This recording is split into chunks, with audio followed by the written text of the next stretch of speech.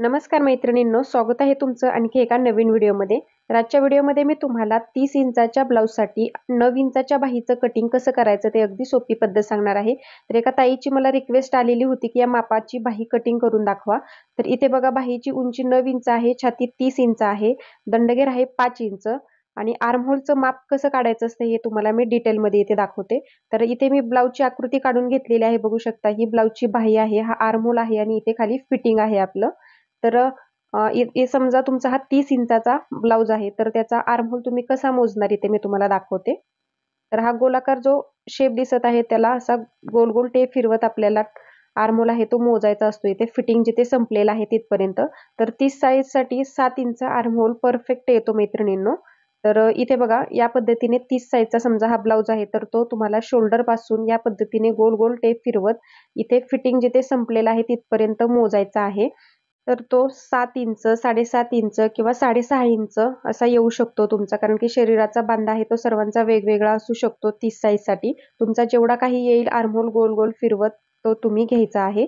तर इथे आर्महोल कसा मोजायचा हे पण मी तुम्हाला क्लिअर केलेलं आहे. बऱ्याच व्हिडिओमध्ये तुम्ही पाहिलं असेल की डायरेक्ट तुम्हाला बाहीचं कटिंग सांगितलं जातं. त्याच्यामध्ये आर्महोल कसा मोजायचा, बाहीचा उंचीमध्ये किती इंच प्लस करायचं, दंडघेर कसा घ्यायचा, तसेच सर्व छातीनुसार तुम्हाला बाहीचं कटिंग यायला हवं. एवढं डिटेलमध्ये मी सोपं करून सांगितलेलं आहे. त्याच्यामुळे व्हिडिओ स्किप करू नका, शेवटपर्यंत नक्की बघा. आता बघा आपण आर्महोल 7 इंच आलेलं होतं, त्याच्यात 1 इंच शिलाई मार्जिनचं प्लस केलेलं आहे. तर ते किती आलं 8 इंच. म्हणजे टोटल आपली बाहीची घडी 8 इंच आपण टाकणार आहोत. ठीक आहे. तर बाहीची घडी आपल्याला काढण्यासाठी या पद्धतीने डबल फोल्डमध्ये पेपर आहे तो घ्यायचा आहे आणि त्याला या पद्धतीने आता 8 इंचावरती आपल्याला व्यवस्थित फोल्ड करायचा आहे. इथे बघा एवढं डिटेलमध्ये तुम्हाला आजपर्यंत कोणीच सांगितले नसेल, एवढा डिटेल मी व्हिडिओ तुमच्यासाठी घेऊन येत असते प्रत्येक वेळेस मैत्रिणींनो. तर इथे बघा 8 इंचावरती मी पेपर या पद्धतीने फोल्ड केलेला आहे. म्हणजे आपली इथे बाहीची घडी बघू शकता 8 इंचाची आलेली आहे 30 साईजच्या ब्लाऊजसाठी. ठीक आहे. तर इथे बघा आपण ही कटिंग करून घेऊया एक्स्ट्राचा जो पेपर आहे तो. आणि इथे वरच्या साईडने पण मी थोडासा पेपर कट करून घेते, आपल्याला एवढा पेपर इनफ आहे. ठीक आहे. तर इथे बघू शकता घडीचं माप कसं काढलं तुमच्या लक्षात आलं. जेवढा काही आर्महोल येईल त्याच्यात 1 इंच प्लस करायचं आहे. म्हणजे ते आपली बाहीची घडी येणार आहे. म्हणजे 8 इंचावरती आपली बाहीची घडी आपण फोल्ड करून घेतली आणि इथे बघा उंचीमध्ये आपल्याला 1 इंच प्लस करायचं आहे अस्तरच्या बाहीसाठी. आणि जर तुमची बिना अस्तरची बाही असेल तर तुम्ही 2 इंच प्लस करायचं आहे उंचीमध्ये. तर इथे मी उंचीचं मार्किंग करून घेतलं आणि त्याची सरळ रेषा आहे ती इथे आखून घेते.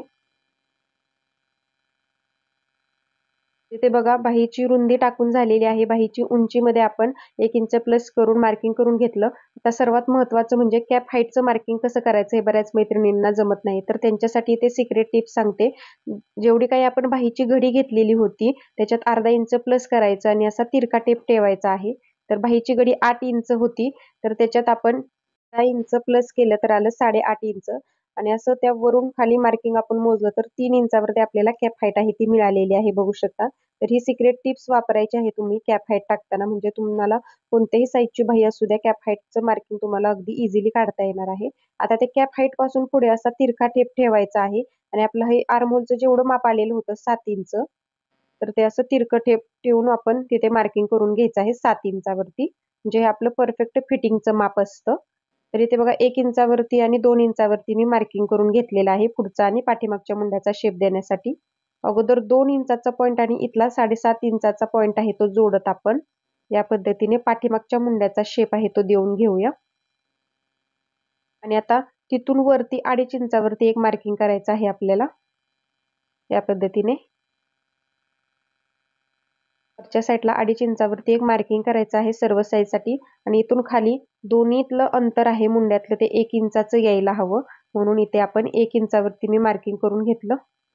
आता हा 1 इंचाचा पॉईंट, इथला 1 इंचाचा पॉईंट आणि इथला पॉईंट जोडत आपण पुढच्या मुंड्याचा शेप देऊन घेऊया. तर तो देता येत नसेल तर तुम्ही पेपर या पद्धतीने आपल्याकडे फिरवायचा आहे आणि अगोदर इथला 1 इंचाचा पॉईंट असा जोडायचा आहे आपल्याला खोलगट. आणि नंतर मग वरती या 1 इंचाच्या पॉईंटपर्यंत तो शेप आहे तो जॉईंट करून द्यायचा आहे, बघू शकता या पद्धतीने. म्हणजे अगदी इझिली तुम्हाला पुढच्या मुंड्याचा शेप आहे तो परफेक्ट देता येईल. म्हणजे बाहीला तुमच्या कुठेही घोळ आणि चुन्या वगैरे येणार नाही.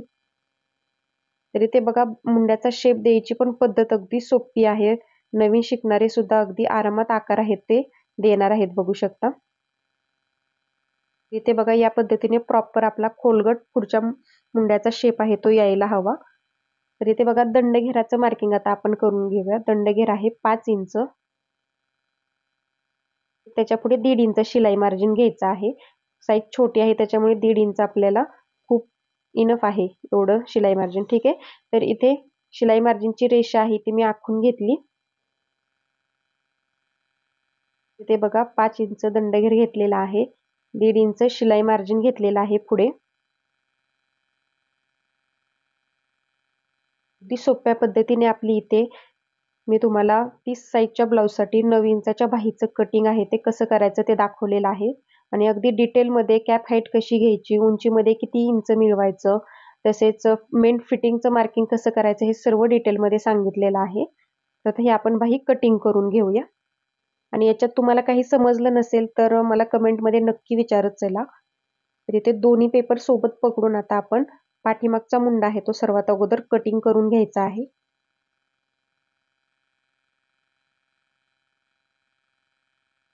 इथे बघा या पद्धतीने पाठीमागचा मुंडा मी कट करून घेतला. आता बाही आपल्याला सरळ करायची आहे आणि नंतर मग पुढच्या मुंड्याचा शेप आहे तो कट करून घ्यायचा आहे. तर बाहीची प्रॅक्टिस केली तर मैत्रिणींनो तुम्हाला ही बाही कटिंग कोणत्याही साईजची असू द्या अगदी डोळे झाकून कटिंग करता येणार आहे. एवढी सोपी पद्धत आहे. प्रॅक्टिस करत चला म्हणजे तुमच्या सहज लक्षात येणार आहे. तर इथे बघा पुढच्या मुंड्याचा शेप या पद्धतीने आपला प्रॉपर यायला हवा. तरच तुमची बाही आहे ती परफेक्ट येणार आहे मैत्रिणींनो. कुठेही बाहीला घोळ वगैरे येत नाही या पद्धतीने जर तुम्ही शेप दिला तर.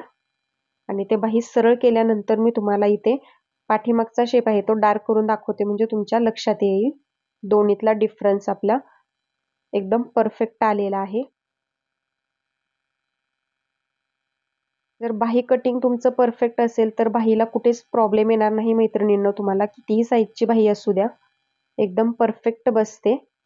तर या पद्धतीने तुम्ही बाही कटिंग केली तर. आणि मुंड्याचा शेप पण बघू शकता तुम्ही किती सुंदर आलेला आहे, एकदम परफेक्ट.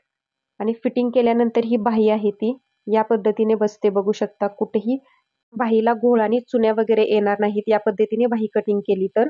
तर मैत्रिणींनो आजचा व्हिडिओ कसा वाटला नक्की कमेंटमध्ये सांगा. आणि चॅनलवर जर पहिल्यांदाच आला असाल तर चॅनलला सबस्क्राईब करून बाजूचं बेल आयकॉन आहे ते ऑलवर सेट करा म्हणजे ज्यावेळेस मी नवीन व्हिडिओ टाकेल त्याची सूचना सर्वात अगोदर तुमच्या मोबाईलवरती येणार आहे. तर या पद्धतीने बाही कटिंग करा म्हणजे परफेक्टच बाही तुमची येणार आहे, कोणत्याही मापाची बाही असू द्या. अजून तुम्हाला कोणतं कटिंग हवं असेल तेही कमेंटमध्ये सांगा. धन्यवाद.